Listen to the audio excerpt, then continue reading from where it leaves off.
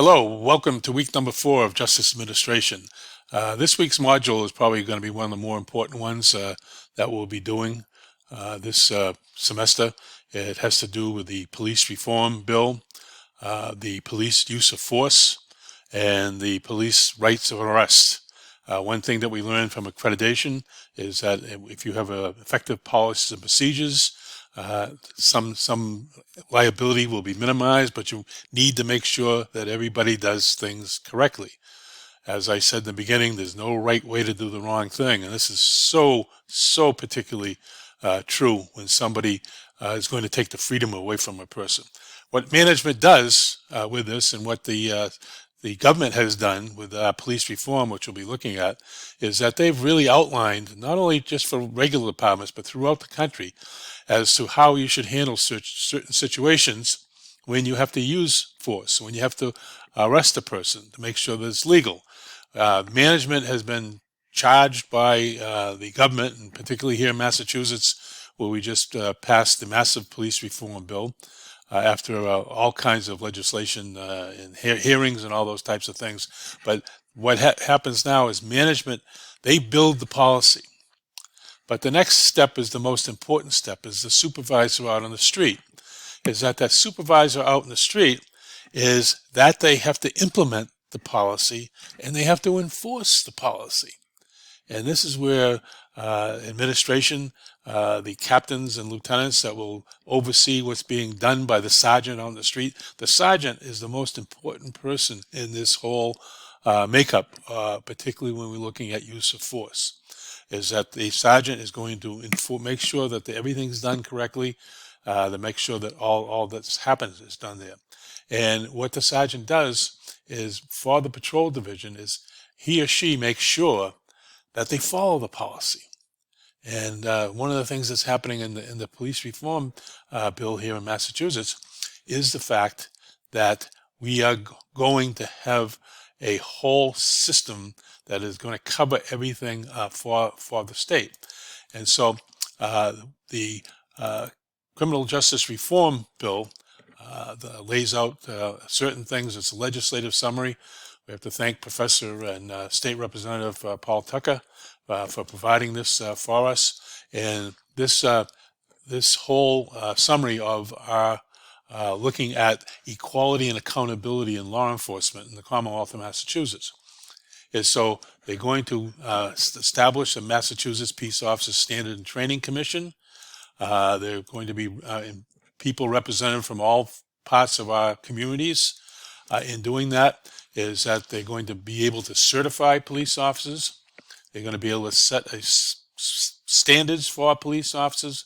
There's going to be hearings for police officers that may be charged with improper implementation of a policy, all those types of things there. Looking at internal affairs, we'll look at all those types of things from our accreditation files. That to make sure that any type of complaint is taken and taken seriously. They're looking at certain things with civil service, about if you have to terminate somebody.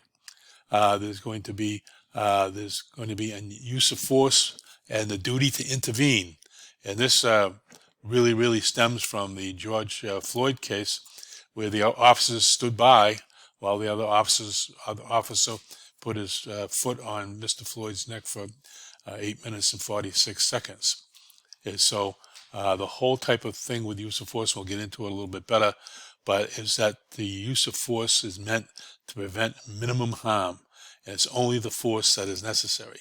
There are certain things with the deadly use of force, and we'll see it when you look at it. You're going to read the policy that's been written for that, so that you can only use of force if de-escalation attempts have failed, and we'll go through that. One of the biggest thing here is banning of chokeholds. No officer shall use a chokehold, and we come from the New York City case where the person selling the unlicensed cigarettes was put into a chokehold and ended up dying. The thing about discharging a firearm at a fleeing motor vehicle, and then we get into the fact about when and where you use tear gas and rubber pellets and police dogs. And this is the big one right here, is that the duty to intervene. It requires that an officer intervene if he or she sees another officer using physical force beyond that which is necessary or objectively reasonable based on the totality of the circumstances. That is a big phrase that you're going to need to know. Totality of the circumstances. All the things that led up to and, and went through in that particular incident is that the officer has a duty to intervene if the other officer is using force that is greater than necessary. And it also requires an officer who observes unnecessary force to report it to a supervisor. And it also requires departments to develop and implement a policy and procedure for reporting those types of things. Obviously, after January 6th demonstrations, even this was written before this demonstration, but it shows the mindset of policing that they have to be prepared. And this is where your local emergency planning committees come out and all this stuff. Requires police departments with advanced knowledge of planned mass destruction or protest to attempt in good faith to communicate with the organizers of the event. Department shall make plans to avoid and de-escalate potential conflicts. If that had been done on January 6th, we think that things would have been handled a lot differently because they had knowledge of what was going on. And we're only going to wait to see how the review comes up that. It's also looking at the Civil Service Commission and also the having performance evaluations and looking for promotion, all that. And unfortunately, we have a situation that's going on right now with the Massachusetts State Police, where there's some officers, minority and female officers, challenging the captain's exam and all those types of things. So, and we're going to, even though this was written before those come out, is that we're already facing those types of things. And looking at racism within police departments, making recommendations. Looking at how our parole process is looking at that, how our probation services are working with that. Qualified immunity is that when a police officer acts legally, he or she is going to be protected. However, qualified immunity shall not be extended to a law enforcement officer who, while acting under the color of law, violates a person's right to a bias-free professional policing if that conduct results if it will result in a person being decertified. And so they'll look at those types of things. Limits on facial recognition. This was a hot topic for the Governor Baker, who wanted, and some police departments that wanted to keep that. So the facial recognition is going to be limited to the Registry of Motor Vehicle, State Police, and the FBI, and all those types of things there. And so, and also looking at the documentation of those types of things. Again, Massachusetts State Police come under this reform, particularly this one here with the colonel to be appointed from outside the state police. This has been a big contention because of the politics that go on there. And so, and also give a cadet program so that the department is able to do those things. Limiting what a school resource officer can do and the information that they can get out for that. Looking at racial profiling. This is something that you really have to look into for officers. You don't need an officer that's out there doing that. And looking at how some people can get their records expunged. I talked to that a little while ago. And also resulting from another state police situation when they submitted false time sheets and doing those things. Looking at sexual assault with a person in custody. Dealing with no-knock warrants. These are the warrants that are only supposed to be used in exigent circumstances, and they have to be approved by a judge. And so there's also looking at the fact that you have to watch out for elders and minors that are in the home. And then looking at even announcing your presence if there's a no-knock warrant, all those types of things there. And then certain commissions that are going to be there. You can read all these different types of things there that these commissions are going to keep people doing the right thing. So those are just a couple of the things that are involved with that. And as we get into those situations, one of the biggest things is the use of force policy. I contacted Lieutenant Sanborn, Danvers Police, to get the most updated use of force policy and procedure. And so I really encourage you to read it all. It's kind of a lengthy use of force policy, but it covers, see all the standards that it covers, all these standards out of accreditation.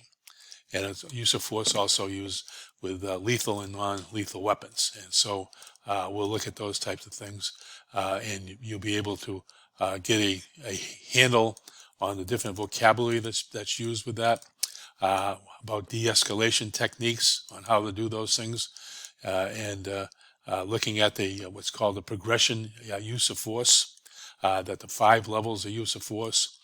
The level 1 is a compliant subject that's going to listen to the officer.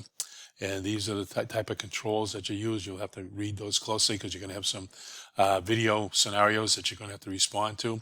And then what happens if a person's passive resistance, a lot of this happens at sit-ins and protests and all those types of things, and what type of tactics that you're going to use, and the elbow grasp and the escort position, doing those things. When a person is actively resisting, the things that you do with the compliance on that, of the different types of using a baton, using wrist locks, arm locks, using OC spray, the pepper spray, all those types of things, using a baton. But one of the things that happens there is if you're going to use a OC spray, if you're going to use a baton, if you're going to use a taser, you have to be certified. You have to do that. If a person's being assaulted, the defensive tactics that they can use with that is doing impact things with the baton, using stun guns, using the expandable baton, and this is where again where the canine can come in. And when a person, an officer, feels that his or her life is in danger, or that of a citizen, is that the use of different firearms.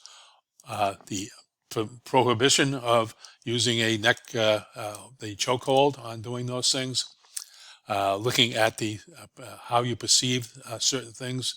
One of the things that the dealing with that is making sure that everybody's there. Here we go right here with the duty to intervene in situations like that. The less than lethal weapons, all those types of situations. So you look at the definition of that and what you have to do when you use that. So you read these things over. And then what you have to do if you use force against someone and they are injured, is that the requirement that you render aid immediately to that person. Even if they were trying to kill you, you still have to render aid to that person. So you look at all those types of situations there. We'll look at all the things with the tasers, all the different types of firearms that you can carry, that you look at all these things. These are all the different weapons that are carried by the Danvers Police in there. And keeping the records, keeping the certification, doing the training, maintenance. There's a lot of things that go on in here. Training and qualifications. I listened to Police Scanner today. They're qualifying even today with their weapons. They have to be qualified twice a year. Types of here we again from the police reform, the moving vehicle, warning shots, drawing, displaying and giving the medical attention. Again, very, very important. Investigating. So these are the types of things that I'm going to need you to read through and look at that, and we're going to get some things that go on with that as to the form. And the other thing that you're going to have to read here is the arrest policy, and you're going to be answering some questions on that. So you'll be able to look at that. So read these policies and get back to there. I look forward to your answers here. I really look forward to seeing your replies and your opinions and viewpoints, all those types of things there. But more importantly, as we go along, again, urging everybody to stay safe and healthy. And again, anything that I can do to help you, anything that you need. If you have a question, particularly in this particular module, very important that you ask questions if you have a question. So take care and have a good week.